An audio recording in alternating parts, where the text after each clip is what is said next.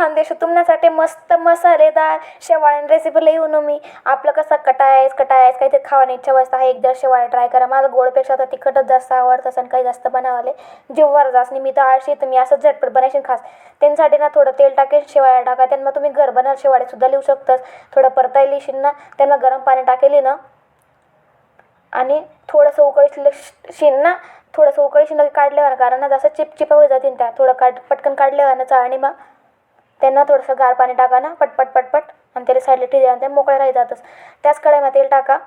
त्यानंतर थोडा बारीक चिरेशीन कांदा, बारीक चिरेशीन शिमला मिरची टाकी आणि गाजर असेल ते पण टाका ना बारीक चिरेशीन. थोडा वेळ सोते करली ना,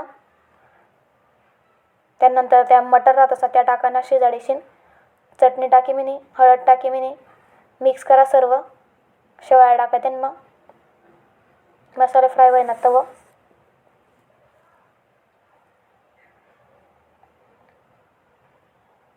सगळं मिक्स होईशीन. थोडंसं मीठ टाका, मिक्स करा. मॅगी मसाला टाका. मी मॅगी मसाला मला टेस्ट खूप आवडत, मला आवडत असेल नका टाकू तरी चालेल. वरतून कोथिंबीर टाकीशीन. वय घ्या.